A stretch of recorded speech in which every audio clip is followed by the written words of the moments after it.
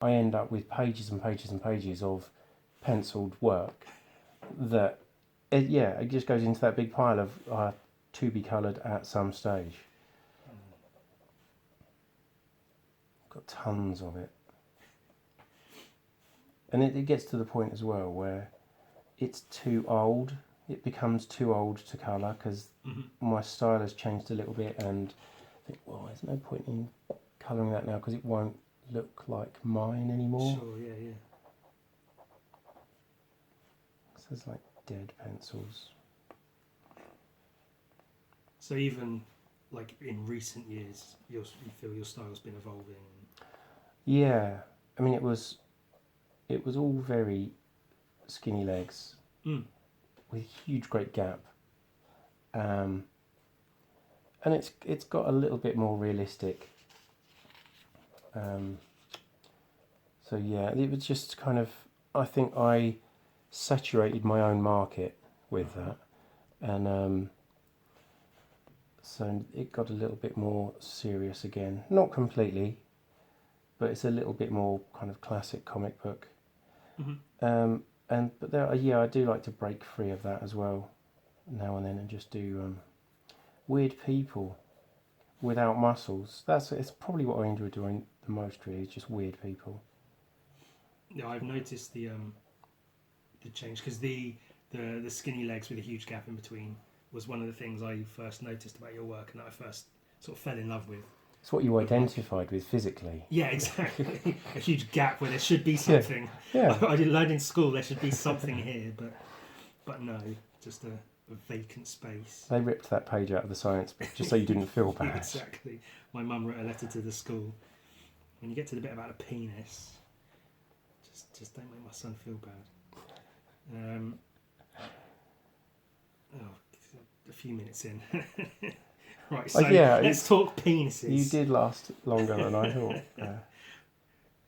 Try to get onto the topic of murder.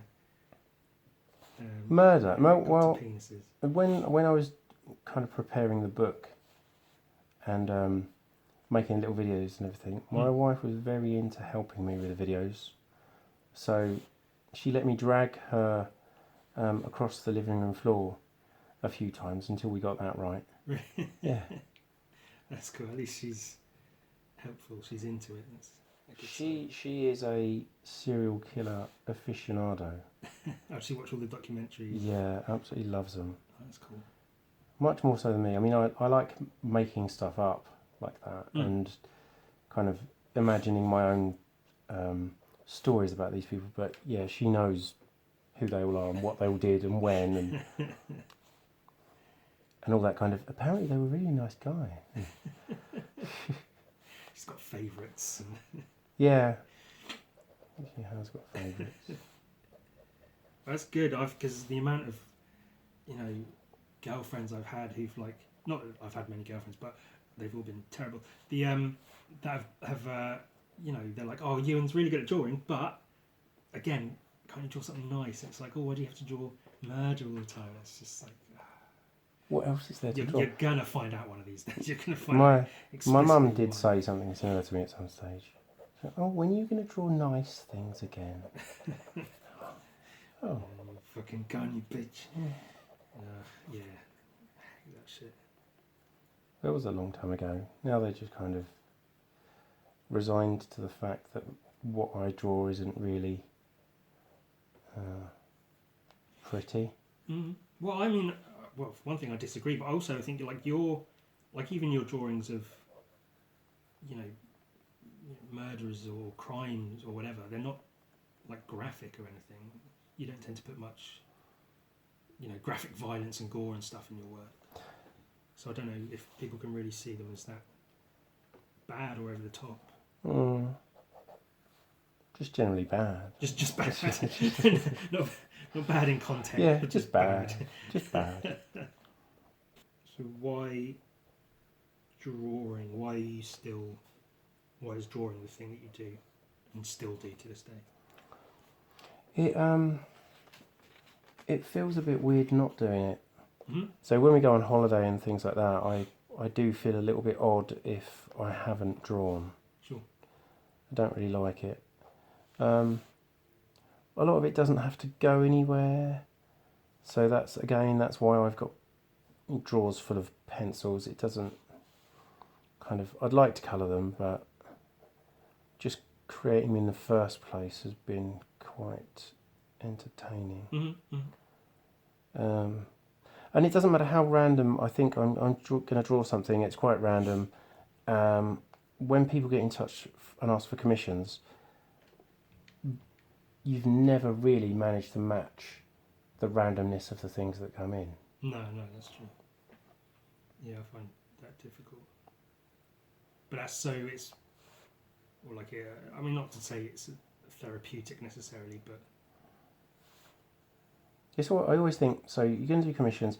If you've got a bit of time and you're going to produce a few pictures that people are going to buy just out of nowhere, then Wolverine, Wonder Woman, Spider-Man, those three should sell all the time. Yeah. But then when you get requests for things, they're not for Wolverine and Wonder Woman. They're just for the weirdest shit. Just the weirdest shit. What's some of the weirder ones you've had? I did the very weirdest one I did was Epstein, the Beatles manager. No, the Beatles manager. Not he was Epstein, wasn't he? Yeah, the Beatles manager. He was controlling robotic versions of the Beatles wearing their Sgt. Pepper's outfits as they foiled a bank robbery, and he was actually flying on a miniature yellow submarine in the sky above them. And yeah, I do that. That's the. But that's got to be the cool side of weird, because Yeah, no, I really like... enjoyed doing it, but I said yeah, I'll do that, and then I realised that I was going to have to do it, and where'd you start with something that's that odd? There's a lot of Google image searching for the outfits and the submarine. Yeah, but yeah, I was happy with it once I did it. It's the kind of thing that if I did it again, it'd be completely different. Yeah. But it's still, it's kind of, it's nice at this point that when I look back at work that I did years ago, I'm still thinking, yeah, I quite like that. Because when I was younger, I used to hate everything I'd done within a couple of days of finishing it. Sure, yeah. But now it's a nicer feeling because I do look at things, and there are some skinny leg pictures that I look at and think, no, that one shouldn't have seen the light of day. But yeah, some of the bigger pieces where I've actually spent time and made that extra effort, I still really like. Do you find that with people will say they really like a certain drawing, like an older one, and you'll look at it and be like, what's wrong with you? Yeah. Fucking idiot. This is terrible. Yeah, definitely. That's why I was very careful with when I started doing commissions to say, I dictate what I do by the style. So if you want a ballpoint drawing, it's this much. If you want a painting, it's this much. Yeah. So I don't need to worry about sort of, what it is or how I'm going to go about drawing what it is they want. So I just do the thing that they ask for. And I only really work to one sort of size, so I don't have to worry about that either. Because otherwise it just seems a bit too complicated. And I've seen some people, they make their like commissions sheets, like price list sheets or whatever. Oh, and yeah. it's like for a head it's this much, for a bust it's this much, for a Well, full digital drawing, and it's just like that's the standard though, isn't it? Is bust or headshot, bust, full body, or down to the waist. Exactly, and then it's full like body. flat colours, rendered colours, with or without a background. Yeah. It should just have. I want to get to the point where it's a flat rate, just this much for a commission. You tell me what you want and I do it, and you're happy with it. But obviously you need some sort of like. It's hard though, because or painting or whatever. Most of what I do they're Marvel characters mostly that people want. Yeah. So drawing Spider-Man is totally different from drawing Cable, because obviously pouches and guns and detail. And if someone is, if you draw Dead Man, he's just red, or Daredevil, there's not a lot to him. It's just it's done before you know it. Yeah, yeah. But cable, it isn't. It's fucking forever. Yeah. He has to cost more. I mean, that's the thing. If I just do pictures and put them into a portfolio to sell at a convention, they can't all, even if they're all A4 colour markers, they can't all be the same price. Because some of them have taken me more than twice as long. What's the sort of average amount of time you spend on like a commission? I mean, again, that's quite a broad question, but It depends on how much I'm enjoying it. I think if I really get into it, then I'll spend hours and hours and hours doing it, and I won't care that I'm taking far longer than I should be, and the hourly rate drops to about £2. Sure. It doesn't matter so much if I'm really enjoying doing it. But yeah, others just seem to drag on. And this new idea I've had of drawing things A4 and then blowing them up to A3 and lightboxing them, I'm just adding extra steps to everything I do to make it take longer. So I'm in fact to blame for everything. I know it. A book of poems that you wrote. Yeah. Illustrated by a selection of different artists, including yourself. One of them in there is by me. How did you find the process of making a book? I just kind of I had the idea of doing it, and then I'd surprise myself by actually starting to do it. And I really just, in the first place, I just wanted to get a load of poems done. I was trying to do as many as I could quite quickly, and I ended up doing, I think I did about 65, which I edited down to 55, just kind of ditched some the day before it went to print almost as well. Just realised that they weren't what I wanted, they weren't good enough. Sure. And occasionally I was sitting there and I would draw a picture and realise that I had to write a poem to go with the picture, and I did it in the other order kind of thing. I really loved it, and my plan is to do that one plus another few in a series, all printed the same size, in the same style, and see what I can do with them. The next one's meant to be about death, and at the moment, if I'm aiming for 55 poems again, I've written about 6 that I like. Yeah, it's I've kind of, under the pressure of repeating something, I'm finding it harder. Sure. And I think the first poem I wrote is probably going to end up being my favourite one in the book as well. So I'm trying to write another 54 poems just so I can justify printing that one. Well, I mean, as long as you get that one published. Yeah, maybe I could just put it out there as a piece of paper. A pamphlet. Yeah. A new pamphlet from Dean Beattie. Yeah, a piece of paper with an ISBN barcode on it. And is that about death, like quite existentially, or in a more physical, graphic sense? In every sense. So I wrote a list of things that I could. I'm going to read you my list. Yeah. Of things that I could write about under the banner of death, and I started off with choosing a coffin. That was the first thing I thought of, and the first thing that I wrote about. Is that the first poem that you're really happy with? Yeah, choosing a coffin. Yeah, that's cool. Absolutely, that's going to justify the rest of the book. Making up a corpse, makeup. Okay. The Undertakers. Making someone look pretty, and that one. The idea for that one is that it's going to be the husband of this woman who's died. He's going to be looking down and kind of feeling shame at the idea that he's angry. She looks better than when she was alive. Viewing an open casket, kind of similar. A funeral with no mourners. Oh. And then from there, though, I had the idea that it would maybe feature a professional mourner who just attended loads of funerals. Yeah. Something that really annoys me as well, when a funeral or a wedding or something, and the priest is all kind of happy and talks as though he knows people, and they've got no idea what's going on. They don't know who's died or anything about them, and they're just reading out other people's notes. Something about that. the buffet at the wake, the quality of the Of buffet. course, I of think course. that's worthy. It's an important. Reading the will.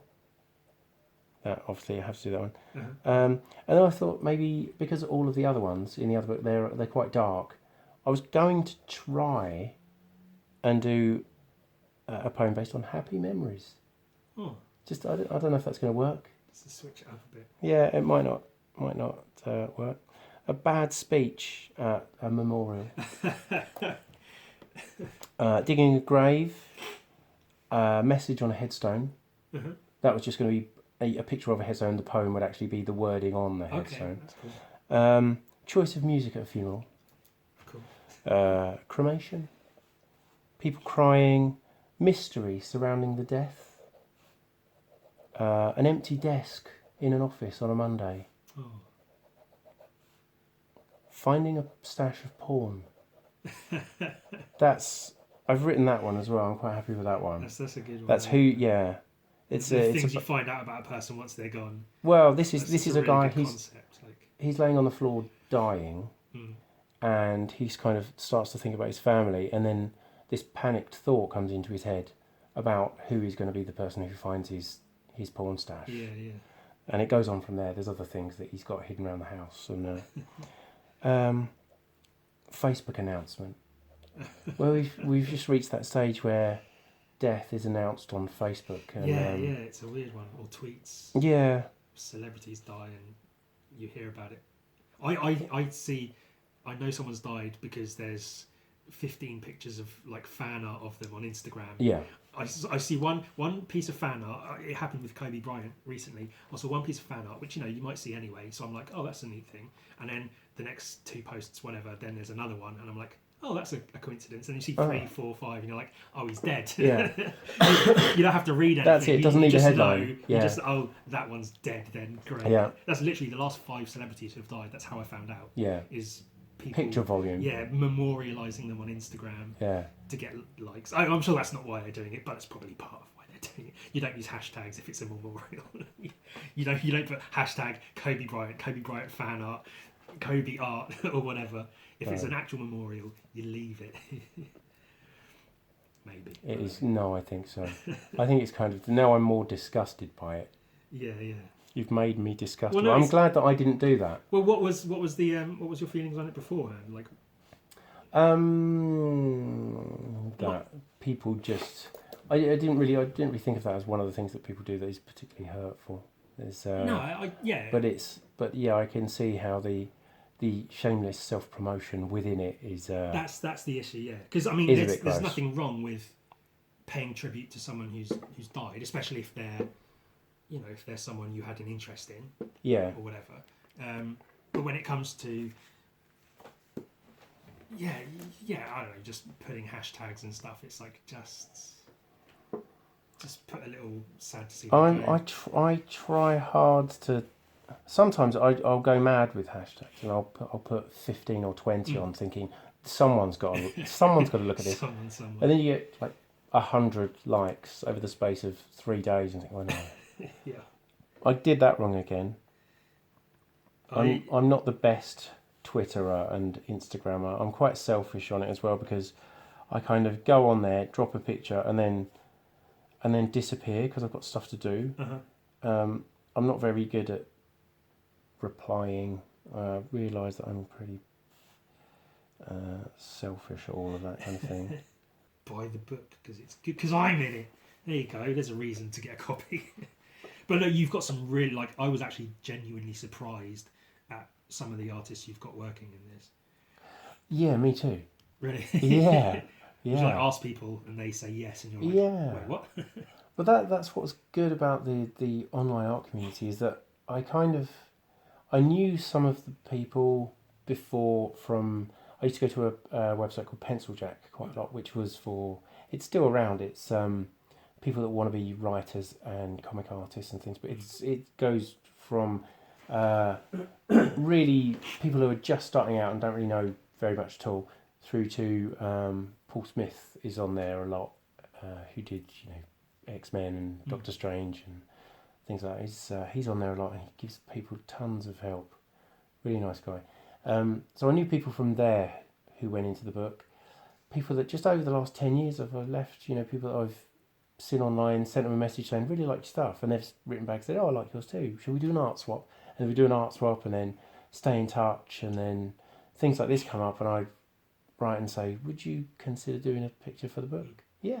Oh, that's Okay. cool. And That's really cool. yeah, I've been very lucky. I know that it's a lucky position to be in. Yeah. But it's it's obviously something that like has come with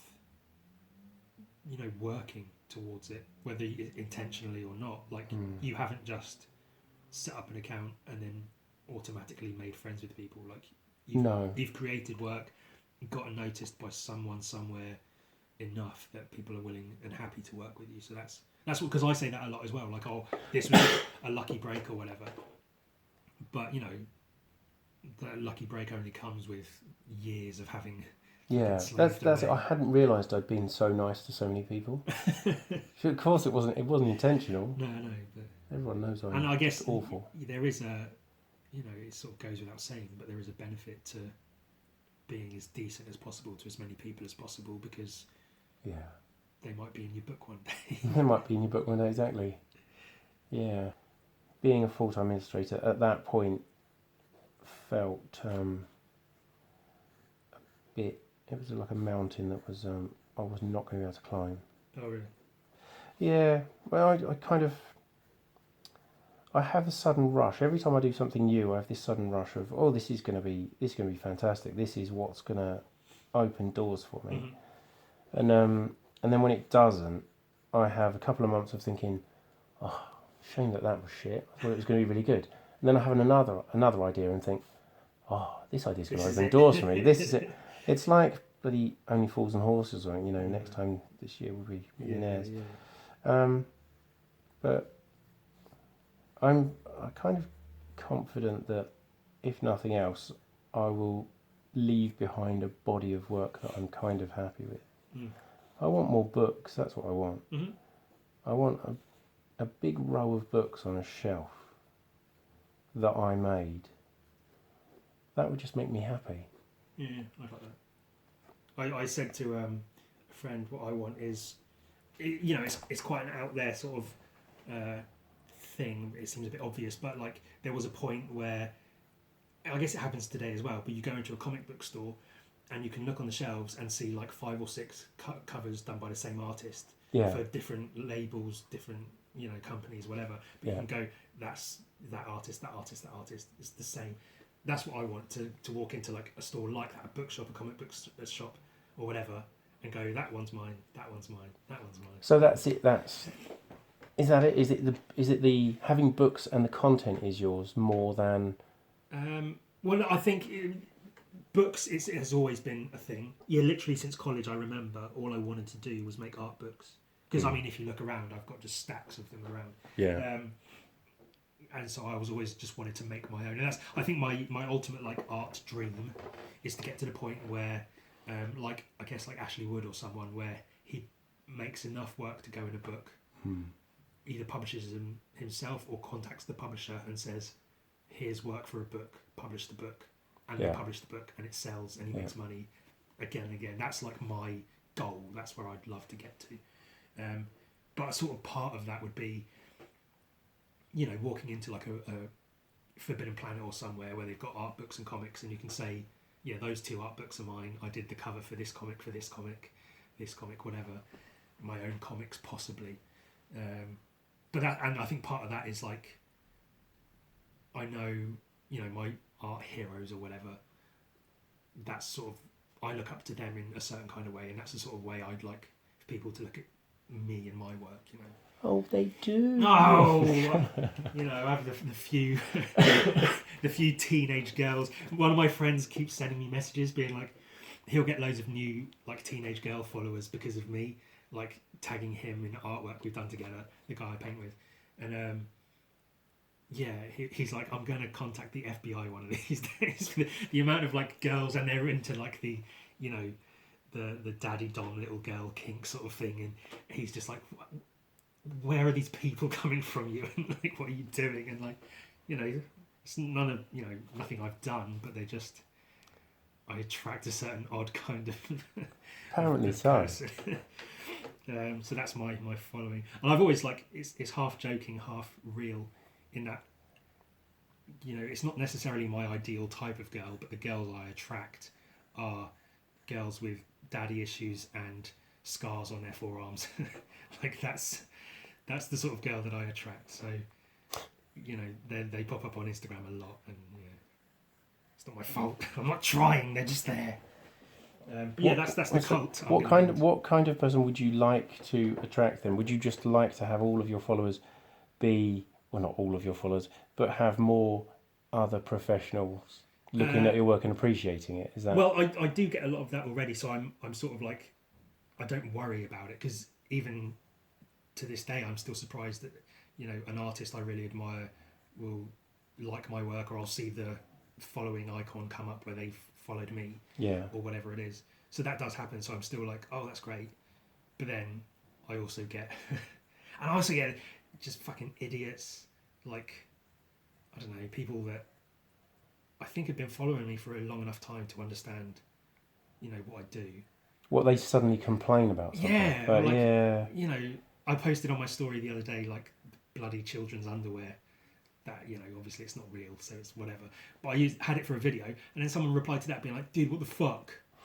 And it's like, well, what do you think? Like, do you think that's an actual... I don't know. That's got to be part of it, though. I mean, you can't... There's going to be comedians that make those kinds of jokes, and some people will laugh, and some people will laugh to a point and then feel bad about themselves laughing. That might be the case. I think a lot of times, you know, if I'm drawing or recording a podcast or a video or whatever, and I'm doing something terrible, it's all fun and games while I'm doing it. But then I'll stand up, get a drink afterwards, and come back to it, and I'm like, what was I doing? Going back. Are you referring back to the piss lollipops and things like that? I was something like that. I made like a fake, like, kid's body wrapped in a duvet, and it had like kids' shoes coming out the end of it. I made a head weighted, so when I move it, the head drops. And that was literally for 20 seconds of the end of a video that I made. But then I made it, and for whatever reason I didn't record for another couple of days. So I had this wrapped up child's body next to me on my bed, because that was the only place to put it. For a couple of days I was sleeping next to it, and like I'd wake up and look at it and just be like, what? When you say that's the only place I could have put it. Well, because it's... I mean, there's places other than on your pillow next to you. But my place so isn't you that could stroke big. it gently. I'm not going to put it in the middle of my floor. It's not built in such a way I can rest it up against something, and it would take up space in like my kitchen. I know. Now that you've said that, it makes perfect sense to have had it in your bed with you instead. Yeah. And I only really sleep on one side of my bed anyway, so it just seemed appropriate to have a child's body. It's nice. It's nice to have someone there sometimes. Exactly. It's lonely. Just for the warmth. I'm lonely. I'm desperate. I've also learned you don't get matches on online dating by stating that you're lonely and desperate. People aren't turned on by that. I've learned that much. I imagine that it would work for women. They'll get a huge number of replies. Women could say, eating avocado toast today, and they'd get 20 messages saying, oh, you could eat avocado off my penis, or whatever. And it's just like, they don't need to do anything. They get those messages. Yeah. Men are disgusting. Yeah, they're filthy, rotten, horrible things. It frightens me. Yeah. Because I mean, I'll look at, there are bad cosplayers and there are really good ones as well. And so I do like some of the ones where they show all the process of making a really elaborate suit and everything. But it's all the comments are, oh, I bet you look good without that. And, it's just let someone get on with what they're doing. Completely. I've because I've my Instagram's gotten into some weird places where I've gotten my art sort of appeals to graffiti writers, tattoo artists, nude models, erotic artists, comic book artists. Like, because I do different things in such a way that a lot of different people seem to like them. One of those avenues is like because of the nudes I do. quite a lot of models and stuff. Like quite a few suicide girls follow me, which is quite cool. But there's quite a few people who do cosplay. They're very sort of curvy, busty, attractive women, and I see a lot, like, they're on my feed quite often posting their cosplays or whatever, and the comments you see are just like it gets me. I find it very funny that these guys are making these comments more than half thinking, there's a she'll chance. like that comment. There's a chance. Out of all those 1,000 dirty comments, the one that I've made, she's going to identify with that one. She'll probably reply to me and say, probably. yeah, I read all the other comments, they were disgusting, but yours really spoke to me. Can we meet up? And then I've been almost guilty of it, but then they post, the model will post a picture of just them in the morning with their boyfriend having breakfast or whatever, and I've heard that they've like lost followers from posting shit like that. Where people have gone like, oh, they've got a boyfriend, fuck that. And to be perfectly honest, I've had the thought of that, of like, you see a model like that with a boyfriend and you're like, oh, fucking bitch. Well, she should be real and she doesn't fucking know. Well, that's the same. I mean, slightly, completely different. If I post a picture of somewhere I've been and just post a picture of my kids, like, look, we went and saw some swans today, or something like that. So that's what I did today. I didn't do any artwork. I went to see some swans and post a picture of it. Yeah, the numbers just all disappear. And there's not much of a number there to start with. No. But, I mean... And sometimes, because it's like, even if it's still art related, loads of people will say, oh, I'd love to see more process stuff. And then I post process stuff and it gets like half as many likes as a finished piece. And it's like, well, what do you want to see? That's another thing that gets me is you can spend hours and hours and hours on a piece, and if you post it the wrong time of day, and then you're going to get 100 likes or something, and then this is me 100 likes, and then you can post.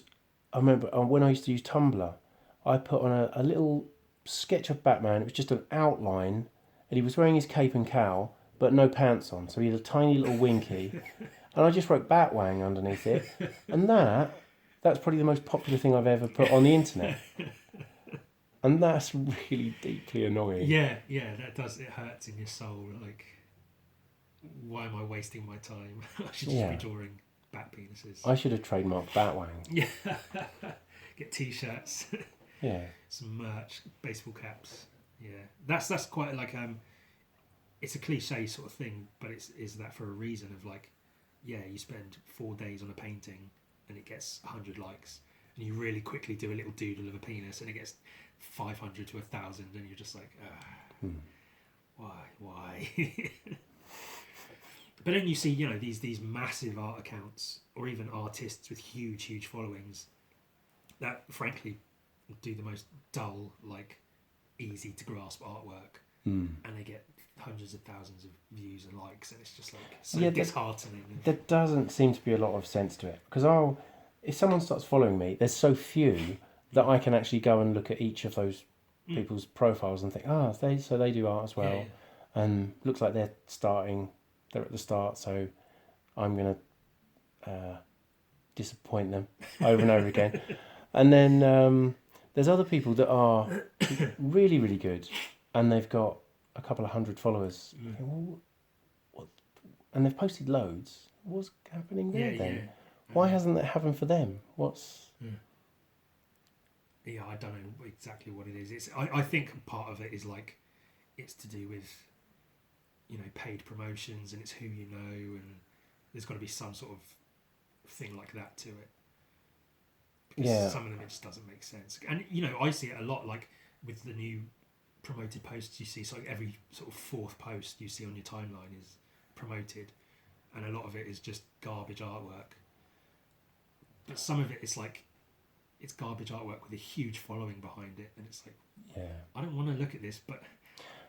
the other thing is girls that do paintings, and all they do is they'll find a panel from a comic book, paint it bigger, but while they're painting it, they'll be wearing hot pants and a crop top, and I mean they've done a reasonable job of recreating it larger, but they've got 50,000 views. Of,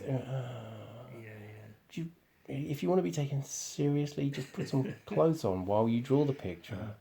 That's a terrible thing to say, isn't it? Well, that's it. But they're doing it for a reason. They know what they're doing. That's not me being some old curmudgeon. Yeah, they know what they're doing. Exactly. But I mean, I'm completely in two minds with that, because on the one hand, yeah, do that. Like if I was an attractive girl, I'd probably do the same. I'd like, if I knew my art would reach a bigger audience, if I show my bum a bit, then I'll show my bum a bit. But so go ahead and do it. But at the same time, it sort of, I feel like it delegitimises actual artists and their work. Exactly that. When, or you've got a girl who, not to say it's only girls that do it, but it's only girls that do it. They boys haven't got anything that anyone's interested in. Exactly. That's it. A boy can draw the best picture in the world, but he hasn't got anything physical that anyone's interested in. Nothing to offer outside of that. But then, these girls who have all of their photos are them with their paintings, because that's what gets them the follows. And I don't know. I literally, I'll just spend an hour ranting about it. And I know some girls listen to this, so I don't want to disappoint anyone. But it's just, I'm going to come off sounding really terrible. Yeah, well, that's it. I mean, I could talk about baby rape and people laugh, but I talk about how girls portray themselves online and I get hate comments. Bastard. Yeah, how could you say that? Oh yeah, talk about fucking a baby. Bloody children's underwear. That's fine, it's hilarious. But I guess with that, there's a certain amount of like, I'm obviously joking about fucking a baby. But then if I talk about women on Instagram, chances are I'm not joking. So maybe that's where that is. It is jealousy. It's jealousy. We want those. The 50,000 disgusting, slimy men that follow those women. That's what I'm missing. I'm missing direct messages where people are sending me penis pictures and asking me what kind of this and that I like. I'm missing all of that. It's nothing to do with people liking my art and more like something. I want those filthy messages. Exactly. Yeah, it's where's my following of horny, drooling idiots? There's enough of them out there. I think I do get a lot of them from the nudes I draw, which I haven't drawn much of lately. But like, I posted a drawing, like a realistic, detailed drawing of a penis, and lost 500 followers in a night, which just goes to show, like, I obviously did have some of those followers because they see one real penis. Do you think they got so excited that they jizzed over their laptops and it just knocked out their entire connection? Maybe.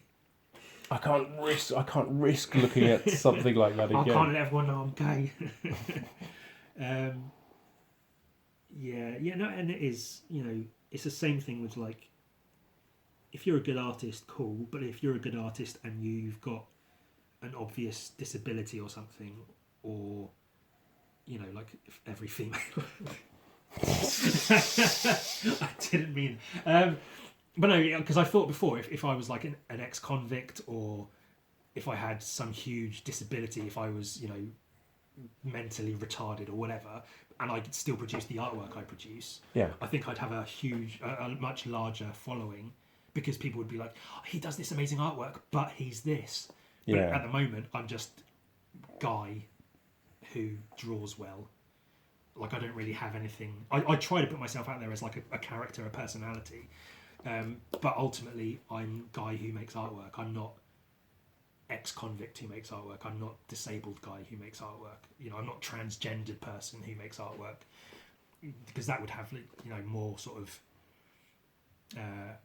appeal to it for a lot of people, I guess.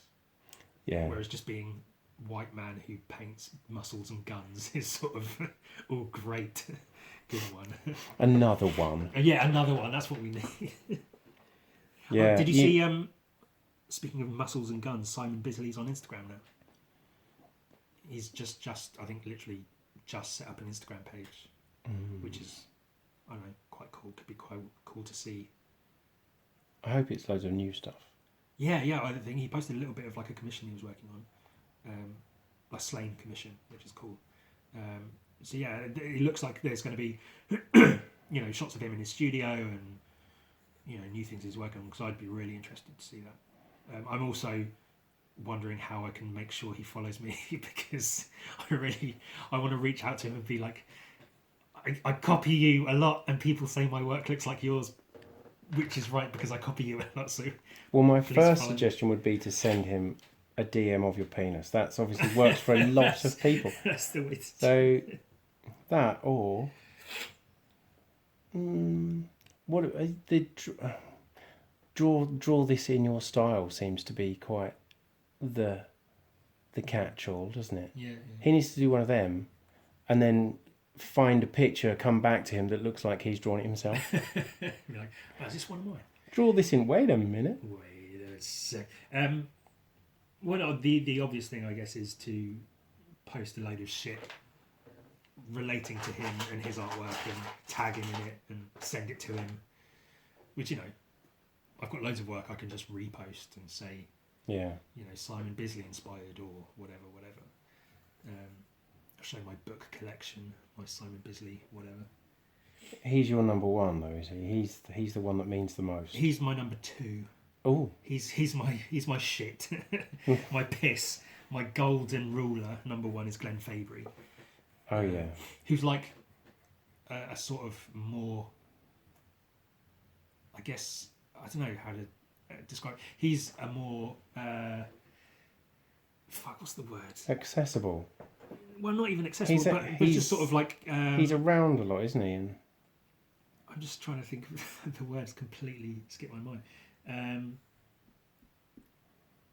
Shit. Just like more shit. Almost, yeah. No, like a tidier, neater, more palatable, like older brother of Simon Bisley, where he draws and paints similar things, but in a very sort of like clean and presentable way. Whereas Simon Bisley is like wild rock and roll, like angry middle child sort of stuff. And where do you fall into that family? I'm the adopted son, sort of like desperate for attention. That they tried to drown. Yeah, please look at me. I can draw too. That's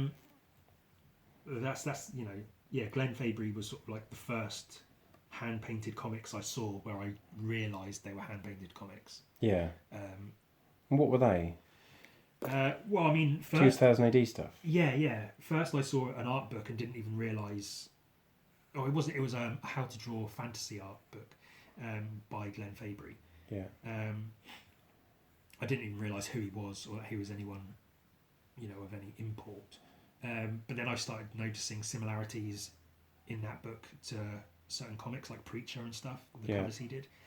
And then I started picking it up and being like, oh shit, okay, this and this, Judge Dredd and Slane, and just his anatomy and how he paints is just ridiculous, especially for how quickly he does it. So I was always amazed by that. And then Simon Bisley I sort of found out about a bit later on.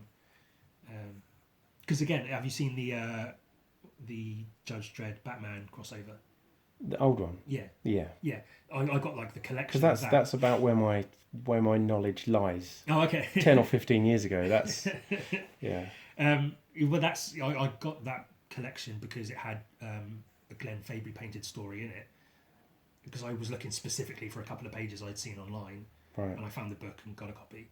And then the first story in that is a Simon Bisley one, so I was like, oh shit, this guy is good too. And then I found out more about him. Which one did they use in Spaced? Jim Murray, who's another one of my Who's favourites. another one? Yeah. But that looks very similar as well. Yeah, it is, again, hand-painted, 2000 AD, Judge Dredd. I've got a couple of his books on my desk at the moment that I was looking through. His stuff's a weird, like, other level. Because there's, like, Fabry and Bisley sort of fit into similar moulds. And Jim Murray does as well, but Jim Murray's stuff is, like, maybe the younger kid who goes out and paints graffiti. So he's, like, got the same style, but it's a slightly more, I don't know, kind of urban-looking style to it. But you're wanting to make more books. I do. But we also have an idea for a book to do together, which is a very loose idea at the moment, but basically the diary of a serial killer written in, I don't know, written in poems, written in rhyme or whatever. So where this is a collection of poems about crime, this book that we're planning to do together would be, it would have a narrative. It would be one story, all written in poetry with illustrations. So the idea being that Dean, does the illustrations. Does the writing, the complete opposite, and then I do the illustrations, because then I get to draw loads of like murder stuff. And I get to write loads of murder You get stuff. to write loads of murder stuff. Yeah. So we're both happy to come up with a nice little book. So they're kind of excerpts from a diary that this person has kept. Yeah. Over the space of.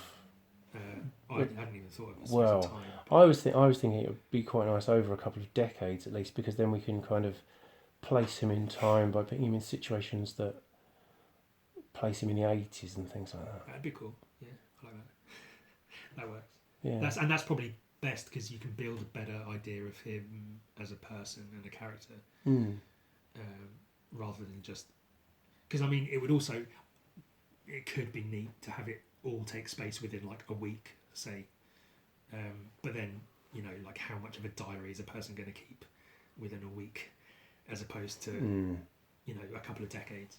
I think it would be better to spread it out a bit.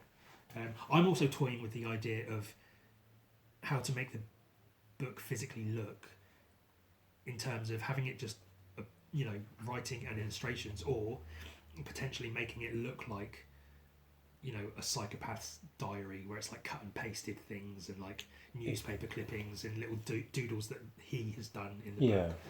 I'd had a couple of ideas on that. Yeah. I was thinking of like a scientific journal that had been written by someone who'd studied him. Mm-hmm. So it could have an introduction, and then as early as the 80s, so and so was having these thoughts, and then there'd be an illustration. There'd be a page maybe where he had written some notes. Mm-hmm. So it's almost like when we see his thoughts, they're all poems. Mm-hmm. So he only writes in poetry. Okay. But it's interspersed with his own drawings and chapters here and there from a medical professional or a psychiatric professional talking about his state of mind and where he was going. Mm-hmm. That might be a bit extra, though. That's really good, though.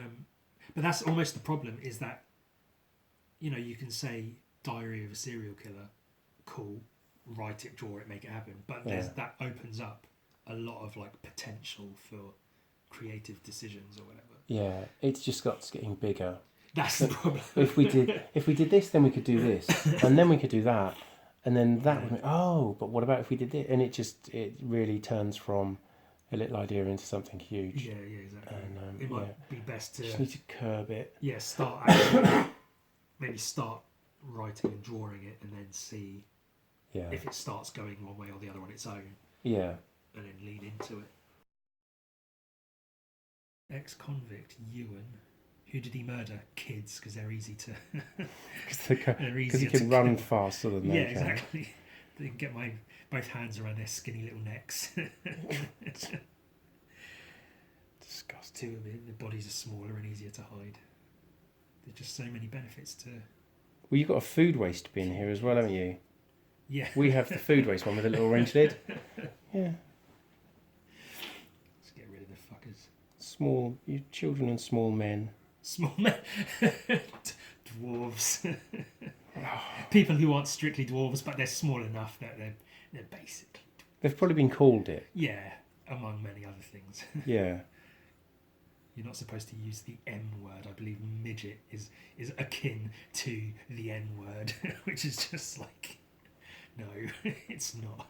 I can walk through the streets yelling midget as loud as I like, and no one's gonna really bat an eyelid. But if I do that with the N word, I'm gonna catch hands, as it were. I think so. And probably better for it. I might leave it there. That seems like a good place to end.